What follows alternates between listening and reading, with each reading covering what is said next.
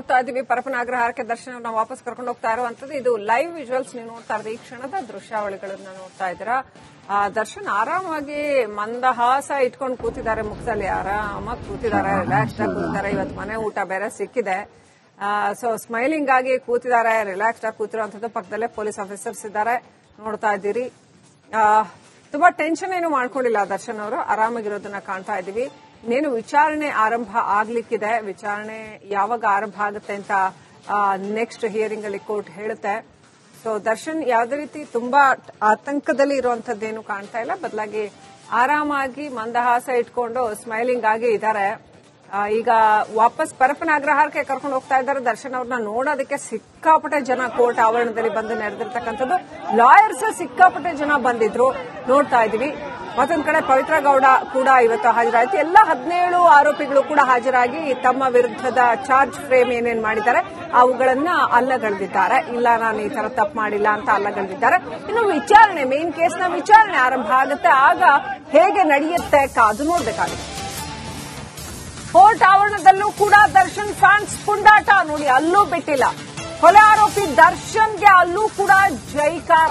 ಏನ್ ಗರಂಧಾರಿ ಕೆಲಸ ಅಂತ ಜೈಕಾರನಪ್ಪ. ಡಿ ಬಾಸ್ ಅಂತ ಫ್ಯಾನ್ಸ್ ಘೋಷಣೆ ಕೂಗ್ತಾ ಇದ್ದಾರೆ. ದರ್ಶನ್ ಇರೋ ವಾಹನದ ಹಿಂದೆ ಒಂದಷ್ಟು ಮಂದಿ ಓಡಿದ್ದಾರೆ. ಕೋರ್ಟ್ ಆವರಣದಲ್ಲಿ ಶಾಂತಿ ಕಾಪಾಡೋದಕ್ಕೆ ಪೊಲೀಸರು ಹರಸಾಹಸ ಪಡಬೇಕಾಯ್ತು. ಸಿಟಿ ಸಿವಿಲ್ ಕೋರ್ಟ್ಗೆ ಕರ್ಕೊಂಡ್ಬಂದಿದ್ರು ಇವತ್ತು.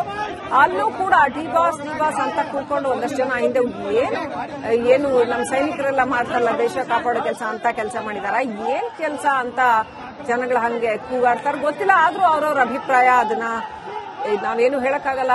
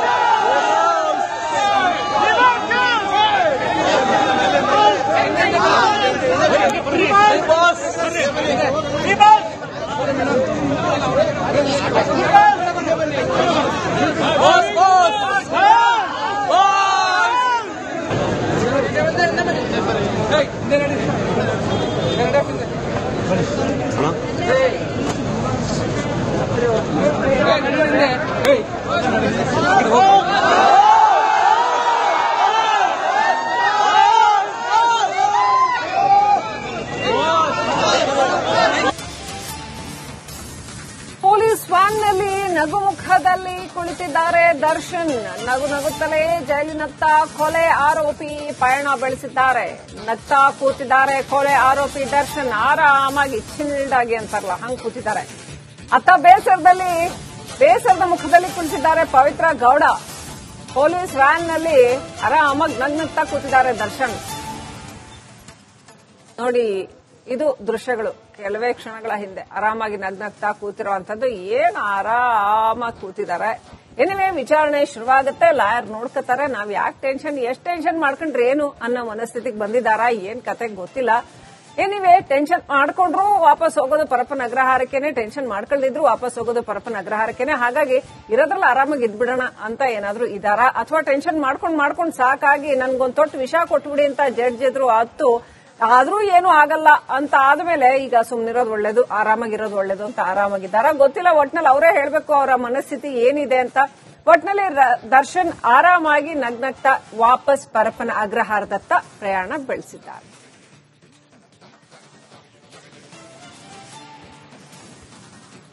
ಸಿಕ್ಕಾಪಟ್ಟೆ ಜನ ಸೇರಿದ್ರು ಇವತ್ತು ಕೋರ್ಟ್ ಆವರಣದಲ್ಲಿ. ಸಾಕಷ್ಟು ದೊಡ್ಡ ಸಂಖ್ಯೆಯಲ್ಲಿ ಜನ ಸೇರಿದ್ರು. ಜನರನ್ನ ನೋಡಿ ಏನಾದ್ರೂ ದರ್ಶನ್ ಅವರಿಗೆ ಖುಷಿ ಆಯ್ತಾ ಗೊತ್ತಿಲ್ಲ. ಒಂದಷ್ಟು ಜನ ಅವ್ರ ಫ್ಯಾನ್ಸ್ ಕೂಡ ಬಂದಿದ್ರು. ಅಲ್ಲಿ ಡಿ ಬಾಸ್ ಅಂತ ಘೋಷಣೆ ಕೂಡ ಹಾಕ್ತಾ ಇದ್ರು. ಅವ್ರನ್ನ ನೋಡಿ ಏನಾದ್ರೂ ಖುಷಿ ಆಯ್ತಾ ಗೊತ್ತಿಲ್ಲ. ಹಳೆ ದಿನಗಳು ನೆನಪಾದ್ವಾ ಏನು ಅಂತ ಗೊತ್ತಿಲ್ಲ. ಒಟ್ನಲ್ಲಿ ದರ್ಶನ್ ಆರಾಮಾಗಿ ಕೂಲಾಗಿ ನಗ್ನಗ್ತಾ ವಾಪಸ್ ತೆರಳಿದ್ದಾರೆ.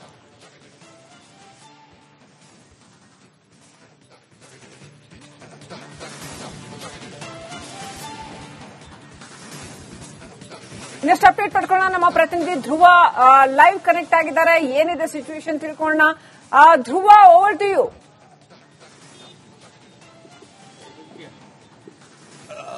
ಶ್ರೀಲಕ್ಷ್ಮಿ, ನಾವೀಗ ಪರಪ್ಪನ ಅಗ್ರಹಾರದ ಸಮೀಪವೇ ಇದ್ದೀನಿ. ಇನ್ನೇನು ಕೆಲವೇ ನಿಮಿಷಗಳಲ್ಲಿ ದರ್ಶನ್, ಪವಿತ್ರ ಗೌಡ ಸೇರಿದಂತೆ ಉಳಿದ 4 ಆರೋಪಿಗಳು, ಒಟ್ಟು 6 ಜನ ಪರಪ್ಪನ ಅಗ್ರಹಾರ ಜೈಲಿನ ಒಳಗೆ ಹೋಗ್ತಾರೆ. ಸದ್ಯ ನೀವು ಗಮನಿಸ್ತಾ ಇರಬಹುದು, ಇದು ಪರಪ್ಪನ ಅಗ್ರಹಾರ ಜೈಲೇನಿದೆ ಅದರ ಮುಖ್ಯ ರಸ್ತೆ ಇದು. ಇನ್ನೇನು ಕೆಲವೇ ನಿಮಿಷಗಳಲ್ಲಿ ದರ್ಶನ್ ಅಂಡ್ ಗ್ಯಾಂಗ್ ಪರಪ್ಪನ ಅಗ್ರಹಾರದ ಒಳಗೆ ಹೋಗ್ತಾರೆ. ದರ್ಶನ್ ಇರುವಂತಹ ವಾಹನ ಇರಬಹುದು, ಪವಿತ್ರ ಗೌಡ ಅಂತ ಇರುವಂತಹ ವಾಹನದಲ್ಲಿ ಪೊಲೀಸ್ ಭದ್ರತೆಯನ್ನ ಕೂಡ ನಿಯೋಜಿಸಲಾಗಿದೆ. ಇನ್ನು ಹಿಂಭಾಗ ಹಾಗೆ ಮುಂಭಾಗದಲ್ಲಿ ಪೊಲೀಸರ ಭದ್ರತೆ ಕೂಡ ಇದೆ. ಈಗ ಸದ್ಯ ನೀವು ದೃಶ್ಯದಲ್ಲಿ ನೋಡ್ತಾ ಇರುವ ಹಾಗೆ ದರ್ಶನ್, ಪವಿತ್ರ ಗೌಡ ಇಬ್ರು ಕೂಡ ಪರಪ್ಪನ ಅಗ್ರಹಾರದತ್ತ ರಿಟರ್ನ್ ಹೋಗ್ತಾ ಇದ್ದಾರೆ. ಇವತ್ತು ಮಧ್ಯಾಹ್ನ 12:30 ಸುಮಾರಿಗೆ ಪರಪ್ಪನ ಅಗ್ರಹಾರದಿಂದ ವಾಪಸ್ ಬಂದು 2:45ಗೆ ನ್ಯಾಯಾಧೀಶರ ಮುಂದೆ ಹಾಜರಾಗಿ ಚಾರ್ಜಸ್ ಫ್ರೇಮ್ ಪ್ರಕ್ರಿಯೆ ಕೂಡ ಮುಗಿಯಿತು. ಆ ವೇಳೆಯಲ್ಲಿ ದರ್ಶನ್ ಹಾಗೆ ಪವಿತ್ರ ಗೌಡ ಸೇರಿದಂತೆ ಉಳಿದ 17 ಜನ ಆರೋಪಿಗಳೇನಿದ್ದಾರೆ ಅವರೆಲ್ಲರಿಗೂ ಕೂಡ ನಿಮ್ಮ ಮೇಲೆ ಇರುವಂತಹ ಆರೋಪಗಳು ಏನೇನು ಅನ್ನುವಂಥದ್ದು, ಈ ರೇಣುಕಾಸ್ವಾಮಿ ಕಿಡ್ನಾಪ್ ಹಾಗೆ ಕೊಲೆ ಪ್ರಕರಣದಲ್ಲಿ ನಿಮ್ಮ ಮೇಲೆ ಪ್ರಾಸಿಕ್ಯೂಷನ್ ಹಾಗೆ ಪೊಲೀಸರು ಮಾಡಿರುವಂತಹ ಆರೋಪಗಳು ಏನೇನು, ಚಾರ್ಜ್ ಶೀಟ್ ನಲ್ಲಿ ನಿಮ್ಮ ಮೇಲೆ ಇರುವಂತಹ ಆರೋಪಗಳು ಏನು ಅನ್ನುವಂಥದ್ದನ್ನ ಅವರಿಗೆ ಸಂಕ್ಷಿಪ್ತವಾಗಿ ಓದಿ ಹೇಳುವಂತ ಕೆಲಸವನ್ನ ಮಾಡಿದ್ರು. ಮೊದಲು ಪವಿತ್ರ ಗೌಡ ಪ್ರಕರಣದ ಮೊದಲ ಆರೋಪಿ ಆಗಿರುವಂತಹ ಕಾರಣ ಪವಿತ್ರ ಗೌಡ ಮುಂದೆ ಓದಿ ಹೇಳಿದ್ರು. ಅದಾದ ನಂತರ ದರ್ಶನ್ ಮೇಲೆ ಇರುವಂತಹ ಆರೋಪಗಳನ್ನ ಕೂಡ ಹೇಳಿದ್ರು. ಇವೆಲ್ಲವನ್ನ ಕೇಳಿಸಿಕೊಂಡಂತ ಆರೋಪಿಗಳು ಇವೆಲ್ಲವೂ ಕೂಡ ಸುಳ್ಳು ಸ್ವಾಮಿ ಅಂತ ಹೇಳಿದ್ರು. ಹೀಗಾಗಿ ಈ ಪ್ರಕರಣವನ್ನ 11ನೇ ತಾರೀಕಿಗೆ ಮುಂದೂಡಿಕೆಯನ್ನ ಕೂಡ ಮಾಡಿದ್ರು. 11ನೇ ತಾರೀಕು ಈ ಟ್ರಯಲ್ಗೆ ದಿನಾಂಕ ಕೂಡ ನಿಗದಿಯಾಗುತ್ತೆ. ನೀವು ದೃಶ್ಯದಲ್ಲಿ ಗಮನಿಸ್ತಾ ಇರಬಹುದು, ಮಹಿಳಾ ಪೊಲೀಸರ ಭದ್ರತೆಯೊಂದಿಗೆ ಪರಪ್ಪನ ಅಗ್ರಹಾರ ಜೈಲಿನ ಒಳಗೆ ಈಗ ಕರ್ಕೊಂಡು ಹೋಗ್ತಾ ಇದ್ದಾರೆ. ಈ ರಸ್ತೆ ಏನಿದೆ ಇದು ಪರಪ್ಪನ ಅಗ್ರಹಾರ ಜೈಲಿನ ರಸ್ತೆ. ಇಲ್ಲಿ ನೆಟ್ವರ್ಕ್ ಇಶ್ಯೂ ಆಗುವಂತಹ ಚಾನ್ಸಸ್ ಗಳು ಕೂಡ ಜಾಸ್ತಿ ಇದಾವೆ. ನಾನೀಗ ನಿಮ್ಮನ್ನ ಕರ್ಕೊಂಡು ಹೋಗ್ತಾ ಇದ್ದಾರೆ ನೋಡಿ, ಇದೇ ಒಂದು ಪರಪ್ಪನ ಅಗ್ರಹಾರ ಜೈಲು. ಇಲ್ಲಿಂದ ನೇರವಾಗಿ ಪರಪ್ಪನ ಅಗ್ರಹಾರದಲ್ಲಿ ಇರುವಂತಹ ತಮ್ಮ ಸೆಲ್ಗೆ ಹೋಗಬೇಕು. ಪವಿತ್ರ ಗೌಡ ಮಹಿಳಾ ಬ್ಯಾರಕ್ ನಲ್ಲಿದ್ದಾರೆ. ದರ್ಶನ್ ಹಾಗೆ ಆತನ ಸಹಚರರು ಕ್ವಾರಂಟೈನ್ ಸೆಲ್ ನಲ್ಲಿ ಅವರನ್ನ ಇರಿಸಲಾಗಿದೆ. ಸದ್ಯ ಈಗ ದರ್ಶನ್ ಅಂಡ್ ಗ್ಯಾಂಗ್ ನ ಪರಪ್ಪನ ಅಗ್ರಹಾರ ಜೈಲಿನ ಒಳಗೆ ಕರ್ಕೊಂಡು ಹೋಗ್ತಾ ಇದ್ದಾರೆ. ಪರಪ್ಪನ ಅಗ್ರಹಾರ ಜೈಲಿನ ಮುಖ್ಯ ರಸ್ತೆ ಇದು. ಇಲ್ಲಿಂದ ನೇರವಾಗಿ ಪರಪ್ಪನ ಅಗ್ರಹಾರ ಜೈಲ್ ಸೇರಿದ್ರು ಅಂತ ಹೇಳಿದ್ರೆ ಯಾವುದೇ ಕಾರಣಕ್ಕೂ ಕೂಡ ಅವರಿಗೆ ವಾಪಸ್ ಬರ್ಲಿಕ್ಕೆ ಅವಕಾಶವೇ ಇಲ್ಲ. ಯಾವಾಗ ಕೋರ್ಟ್ಗೆ ಕರ್ಸ್ಕೊಳ್ತಾರೋ ಆವಾಗಲೇ ಬರಬೇಕು. ಕೋರ್ಟ್ ಈಗಾಗಲೇ ಹೇಳಿರುವಂತದ್ದು, ವಾಪಸ್ ಟ್ರಯಲ್ ನಡೆಯುವಂತಹ ವೇಳೆಯಲ್ಲಿ ಈ ಆರೋಪಿಗಳು ವಾಪಸ್ ಬರ್ಲಿಕ್ಕೆ ಅವಕಾಶಗಳೇ ಇದ್ದಾವೆ. ಜೈಲಿನಿಂದ ಅವರನ್ನ ವಾಪಸ್ ಕರ್ಸ್ಕೊಳ್ಬಹುದು. ಅದು ನ್ಯಾಯಾಧೀಶರು ಏನಾದ್ರು ಫಿಸಿಕಲ್ ಆಗಿ ಇವರು ಹಾಜರಾಗಬೇಕು ಅಂತ ಹೇಳಿದ್ರೆ ಮಾತ್ರ ಇವರನ್ನ ವಾಪಸ್ ಕರ್ಕೊಂಡು ಹೋಗ್ಬೇಕಾಗುತ್ತೆ. ಇಲ್ಲ ಅಂತ ಹೇಳಿದ್ರೆ ವಿಡಿಯೋ ಕಾನ್ಫರೆನ್ಸ್ ಮೂಲಕ ಕೂಡ ಹಾಜರು ಮಾಡುವ ಸಾಧ್ಯತೆಗಳು ಕೂಡ ಜಾಸ್ತಿ ಇದ್ದಾವೆ. ಈಗಾಗಲೇ ಈ ಒಂದು ದರ್ಶನ್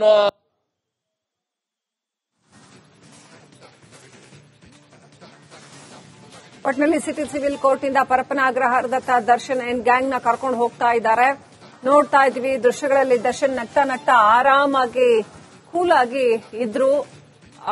ಜೀಪ್ ನಲ್ಲಿ ಅವ್ರ ಜೊತೆ ವ್ಯಾನ್ ನಲ್ಲಿ ಒಟ್ಟು ಎಲ್ಲ 17 ಆರೋಪಿಗಳು ಇವತ್ತು ಹಾಜರಾಗಿದ್ರು. ಅವ್ರ ಜೊತೆ ಇನ್ನಷ್ಟು ಆರೋಪಿಗಳು ಕೂಡ ಇದ್ರು. ಯಾರೆಲ್ಲ ಪರಪ್ಪನ ಅಗ್ರಹಾರದಲ್ಲಿದ್ದಾರೆ ಅವ್ರನ್ನ ಕೂಡ ವಾಪಸ್ ಕರ್ಕೊಂಡು ಹೋಗ್ತಾ ಇದ್ದಾರೆ. ಸೊ ಒಂದು ದಿನ ಹೊರಗಡೆ ಬಂದಿದ್ದಂಥದ್ದು, ಜೊತೆಗೆ ಒಂಥರ ಹಂಬಲ್ನೆಸ್ ಇದೆ ಮುಖದಲ್ಲಿ. ಮೊದಲಿನಷ್ಟು ಒಂದು ಧಾರ್ಷ್ಟ್ಯ ಕಾಣಿಸೋದಿಲ್ಲ. ಆದ್ರೂ ಕೂಡ ಆರಾಮಾಗಿ ಖುಷಿಯಾಗಿ ನಗ್ತಾ ದರ್ಶನ್ ವ್ಯಾನ್ ನಲ್ಲಿ ಕೂತಿರೋದನ್ನ ಕಾಣಬಹುದು. ಸೊ ಈ ಕೇಸ್ ಬಗ್ಗೆ ಚಿಂತೆ ಮಾಡಿ ಸಾಕಾಗಿ ಅಂತೂ ದರ್ಶನ್ ಸುಮ್ಮನೆ ಏನೋ ಮುಂದೆ ದೇವ್ರಿಟ್ಟಂಗ್ ಆಗುತ್ತೆ ಅಂತ ಆರಾಮಾಗಿ ಇದ್ಬಿಡೋದು ಒಳ್ಳೇದು ಅನ್ಕೊಂಡಿದಾರ ಏನು ಅಂತ ಗೊತ್ತಿಲ್ಲ. ಒಟ್ಟಿನಲ್ಲಿ ಆರಾಮಾಗಿ ಕೂಲ್ ಆಗಿ ಇದ್ರು ಬಸ್ ವ್ಯಾನ್ ನಲ್ಲಿ. ಅದಂತೂ ಕ್ಲಿಯರ್ ಆಗಿ ಕಾಣ್ತಾ ಇದೆ. ಈಗ ಪರಪ್ಪನ ಅಗ್ರಹಾರ ಇನ್ನೇನು ಕೆಲವೇ ಕ್ಷಣಗಳಲ್ಲಿ ಪರಪ್ಪನ ಅಗ್ರಹಾರ ತಲುಪುತ್ತೆ. ವ್ಯಾನ್ ಪರಪ್ಪನ ಅಗ್ರಹಾರಕ್ಕೆ ವಾಪಸ್ ಇವರೆಲ್ಲರನ್ನೂ ಕೂಡ ಕರ್ಕೊಂಡು ಹೋಗಲಾಗಿದೆ. ಇನ್ನು ವಿಚಾರಣೆ ಆರಂಭ ಆಗುತ್ತೆ. ವಿಚಾರಣೆ ಆರಂಭ ಆದ್ಮೇಲೆ ಪ್ರತಿ ಸರಿ ವಿಚಾರಣೆಗೂ ಕೂಡ ಹಾಜರಾಗಬೇಕಾಗತ್ತೆ. ಕೋರ್ಟ್ ನಿರ್ದೇಶನ ಕೊಟ್ರೆ ಆರೋಪಿಗಳು ಪ್ರತಿ ಸರಿ ವಿಚಾರಣೆಗೂ ಕೂಡ ಹಾಜರಾಗಬೇಕಾಗತ್ತೆ. ತ್ವರಿತವಾಗಿ ವಿಚಾರಣೆಯನ್ನ ಖಂಡಿತವಾಗ್ಲೂ ಕೋರ್ಟ್ ಮಾಡುತ್ತೆ ಅನ್ನುವಂಥ ಒಂದು ಭರವಸೆ ನ್ಯಾಯಾಂಗದ ಮೇಲೆ ನಾವು ಇಟ್ಕೊಳ್ಬಹುದು ಅಂತ ಅನ್ಸುತ್ತೆ. ಬಹಳ ಪ್ರಮುಖವಾದಂತಹ ಒಂದು ಪ್ರಕರಣ ಇದು. ದರ್ಶನ್ ಮತ್ತು ಪವಿತ್ರ ಗೌಡ ಪರವಾದ ವಕೀಲರು ಏನ್ ಹೇಳೋದು ಅಂದ್ರೆ, ಇದನ್ನ ಬಹಳ ವಿಶೇಷವಾಗಿ ಉದ್ದೇಶಪೂರ್ವಕವಾಗಿ ಟಾರ್ಗೆಟ್ ಮಾಡಿ ಮಾಡ್ತಾ ಇದ್ದಾರೆ. ಬೇರೆ ಪ್ರಕರಣದ ತರ ಇದನ್ನ ಯಾಕೆ ಟ್ರೀಟ್ ಮಾಡ್ತಾ ಇಲ್ಲ, ಮಹಾಭಾರತ ರಾಮಾಯಣ ತರ ಗ್ರಂಥದ ತರ ಇದಕ್ಕೆ ಚಾರ್ಜ್ ಶೀಟ್ ಫೈಲ್ ಮಾಡಿದ್ದಾರೆ. 2,000-3,000 ಪೇಜ್ ಚಾರ್ಜ್ ಶೀಟ್ ಫೈಲ್ ಮಾಡಿದ್ದಾರೆ. ಬೇರೆ ಯಾವುದೇ ಪ್ರಕರಣಕ್ಕಾದ್ರೆ ಪೊಲೀಸರು ಇಷ್ಟೇ ಮುತುವರ್ಜಿ ಕೊಟ್ಟು ಮಾಡ್ತಾರಾ? ಇದು ದರ್ಶನ್ ಅವ್ರನ್ನ ಟಾರ್ಗೆಟ್ ಮಾಡಬೇಕು ಅಂತಲೇ ಮಾಡಿರುವಂತಹ ಪ್ರಕರಣ ಅಂತ ಅವರ ಪರ ವಕೀಲರು ಹೇಳುವಂತದ್ದು. ಇನ್ನು ವಿಚಾರಣೆ ಯಾವ ರೀತಿಯಲ್ಲಿ ಸಾಗುತ್ತೆ, ಪೊಲೀಸರು ಪ್ರಾಸಿಕ್ಯೂಷನ್ ಯಾವ ರೀತಿಯಲ್ಲಿ ಸಾಕ್ಷಿಗಳನ್ನ ಪ್ರೊಡ್ಯೂಸ್ ಮಾಡ್ತಾರೆ ಕೋರ್ಟ್ನಲ್ಲಿ, ಅದೆಲ್ಲ ಇನ್ನೂ ಕಾದು ನೋಡಬೇಕಾಗಿದೆ. ಒಂದಂತೂ ಬಹಳ ಸ್ಪಷ್ಟವಾಗಿ ಗೊತ್ತಾಗುತ್ತೆ, ಏನಂತಂದ್ರೆ ನಮ್ಮಲ್ಲಿ ಕಾನೂನು ವ್ಯವಸ್ಥೆ ಎಷ್ಟು ಗಟ್ಟಿಯಾಗಿದೆ, ನ್ಯಾಯಾಂಗ ಎಷ್ಟು ಗಟ್ಟಿಯಾಗಿದೆ. ಎಷ್ಟೇ ಪ್ರಭಾವಶಾಲಿ ಇರಲಿ, ಯಾರೇ ಇರಲಿ, ಇಂಥದಕ್ಕೆಲ್ಲ ಸಿಕ್ಕಾಕೊಂಡ್ರೆ ಖಂಡಿತವಾಗ್ಲೂ ಅಥವಾ ಇಂಥದನ್ನೆಲ್ಲ ಮಾಡಿದ್ರೆ ಖಂಡಿತವಾಗ್ಲೂ ಅದರ ಪರಿಣಾಮಗಳನ್ನ ಎದುರಿಸಬೇಕಾಗತ್ತೆ, ಕಾನೂನಿನ ಪ್ರಕ್ರಿಯೆಗೆ ಒಳಗಾಗಲೇಬೇಕಾಗತ್ತೆ ಅನ್ನೋದಕ್ಕೆ ಇದು ಸ್ಪಷ್ಟ ಉದಾಹರಣೆ. ಹೆಚ್ಚುವರಿಯಾಗಿ ಹಾಸಿಗೆ, ದಿಂಬು, ಮನೆ, ಊಟ ಯಾವುದೇ ಸೌಲಭ್ಯ ಇಲ್ಲದೆ ಇದ್ರೂ ಕೂಡ ದರ್ಶನ್ ಈಗ ಅಲ್ಲಿ ಇರೋ ಸೌಲಭ್ಯಕ್ಕೇನೆ ಒಗ್ಗಿಕೊಂಡಿರೋ ಹಾಗೆ ಕಾಣ್ತಾ ಇದ್ದಾರೆ. ಮೊದಲಿನಷ್ಟು ಅವರು ಪರಿತಾಪ ಪಡ್ತಾ ಇರುವಂತದ್ದೇನು ಕಂಡು ಬರ್ತಾ ಇಲ್ಲ. ಹಾಗಾಗಿ ಇರೋದಕ್ಕೆ ಅವರು ಅಡ್ಜಸ್ಟ್ ಆಗಿದ್ದಾರಾ, ಏನ್ ಕತೆ ಅಂತ ಒಟ್ನಲ್ಲಿ ಆರಾಮಾಗಿ ಇದ್ದಿದ್ದು ಇವತ್ತಂತೂ ಕಂಡು ಬಂತು. ಇವತ್ತಂತೂ ವ್ಯಾನ್ ನಲ್ಲಿ ವಾಪಸ್ ಹೋಗುವಾಗ ದರ್ಶನ್ ಪ್ರೆಸೆಂಟ್ ಆಗಿದ್ರು, ಆರಾಮಾಗಿದ್ರು.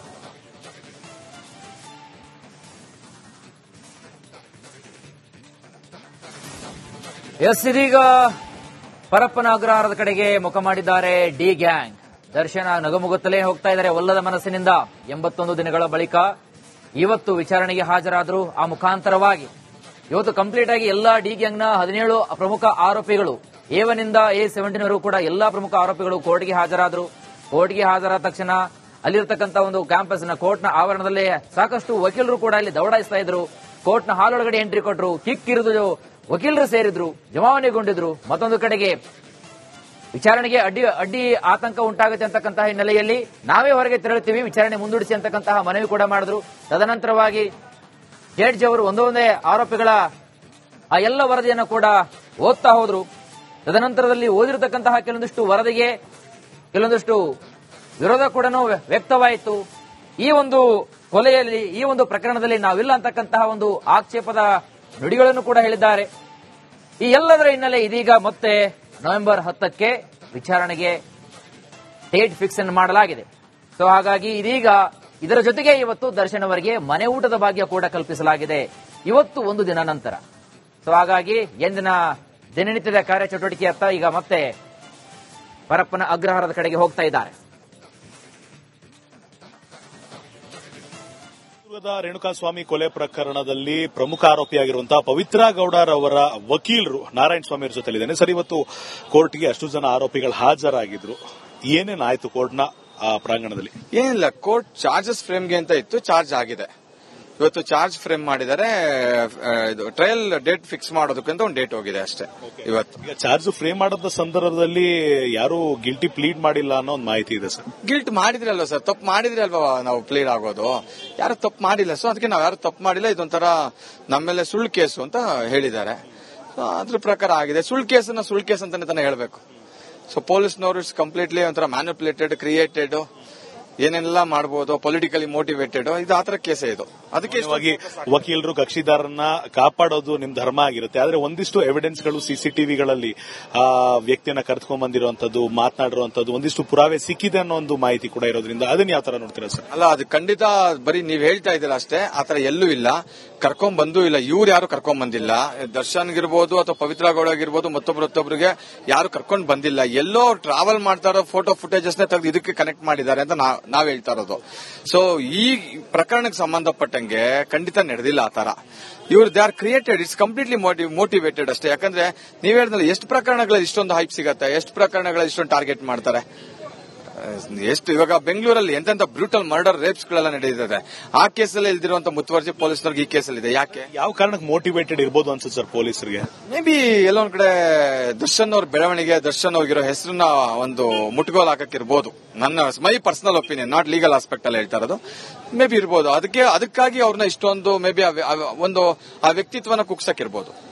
ಈಗ ನೀವ್ ಹೇಳಿರೋ ಪಾಯಿಂಟ್ ಅನ್ನು ಅಕ್ಸೆಪ್ಟ್ ಮಾಡಬೇಕು ಅಂದ್ರೆ ದರ್ಶನ್ ಅವರ ವ್ಯಕ್ತಿತ್ವಕ್ಕೆ ಧಕ್ಕೆ ತರುವಂತ ಕೆಲಸವನ್ನ ಮಾಡೋದ್ರ ಮಧ್ಯದಲ್ಲಿ ಪವಿತ್ರ ಗೌಡರವ್ರನ್ನು ಕೂಡ ಇನ್ವಾಲ್ವ್ ಮಾಡ್ತಿದ್ದಾರೆ ಅಂತ ನಿಮ್ಮ ಆಲೋಚನೆಯಿಂದ ಯಾವ ರೀತಿ? ಖಂಡಿತ ಹೌದು. ಬ್ರಿಡ್ಜ್ ಬೇಕಲ್ಲ, ಯಾರಾದ್ರೂ ಯಾವ ಕಾರಣಕ್ಕೋಸ್ಕರ ಯಾರು ಏನ್ ಮಾಡಿಸಿದ್ರು, ಏನ್ ಮಾಡಿದ್ರು, ಯಾಕೆ ಮಾಡಿದ್ರು ಅನ್ನೋದಕ್ಕೆ ಆ ಬ್ರಿಡ್ಜ್ ನ ಇವ್ರನ್ನ ಕನೆಕ್ಟ್ ಮಾಡಿದ್ದಾರೆ. ಇವರೇ ಮೋಟಿವೇಶನ್ ಕೊಟ್ಟರು ಅನ್ನೋ ತರ, ಇವರಿಂದನೇನೋ ಆಯ್ತು ಅನ್ನೋ ತರ ಏನೋ ಒಂದು ಬೇಕಲ್ಲ. ಮಹಾಭಾರತದಲ್ಲಿ ಇನ್ಯಾರಿಂದನೋ ಯುದ್ಧ ನಡೀತು, ರಾಮಾಯಣದಲ್ಲಿ ಇನ್ಯಾರಿಂದ ಯುದ್ಧ ನಡೀತು ಅಂತಾರಲ್ಲ, ಹಂಗೆ ಇನ್ಯಾರನೋ ತಗೊಂಡ್ಬಂದು ಅಡ್ಡ ನಿಲ್ಲಿಸಬೇಕಂದ್ರೆ ಈ ಕೇಸಲ್ಲಿ ಪವಿತ್ರ ನಿಲ್ಲಿಸಿದ್ದಾರೆ ಅಷ್ಟೇ. ಪವಿತ್ರ ಇಸ್ ಕಂಪ್ಲೀಟ್ಲಿ ಇನ್ನಸೆಂಟ್. ಕೊನೆಯದಾಗಿ ಸರ್, ದಿನಾಂಕದ ವಿಚಾರಕ್ಕೆ ಬಂದಾಗ ಯಾವ ಡೇಟ್ ಟ್ರಯಲ್ ಆಗುತ್ತೆ, ನೆಕ್ಸ್ಟ್ ಪ್ಲಾನ್ ಏನಿದೆ? ಇನ್ನೊಂದು ರೋಡ್ ಏನಾದ್ರು ಫ್ರೇಮಿಂಗ್ ಇನ್ ಡೀಟೇಲ್ ಆಗುತ್ತಾ? ಇಲ್ಲ, ಆತರ ಏನಿಲ್ಲ. ಇನ್ನು 10-11 ಇದೆ ನೆಕ್ಸ್ಟ್ ಕೇಸು. ಅವತ್ತು ಡೇಟ್ ಫಿಕ್ಸ್ ಆಗತ್ತೆ. ಟ್ರಯಲ್ಗೆ ಅಂತ ಅವತ್ತು ಫಿಕ್ಸ್ ಆಗುತ್ತೆ. ಇನ್ ಪರ್ಸನ್ ಬರಬೇಕು ಅಂತ ಇದೆ ಸರ್? ಇಲ್ಲ, ಅದೆಲ್ಲ ಅವಾಗ ನಮ್ಗೆ ನೆಸೆಸಿಟಿ ಆಧಾರದ ಮೇಲೆ ಕೋರ್ಟಲ್ಲಿ ಆರ್ಡರ್ ಮಾಡಿಸ್ಕೊಬೇಕು, ಆವಾಗಿನ ಡೇಟಲ್ಲಿ. Thank you.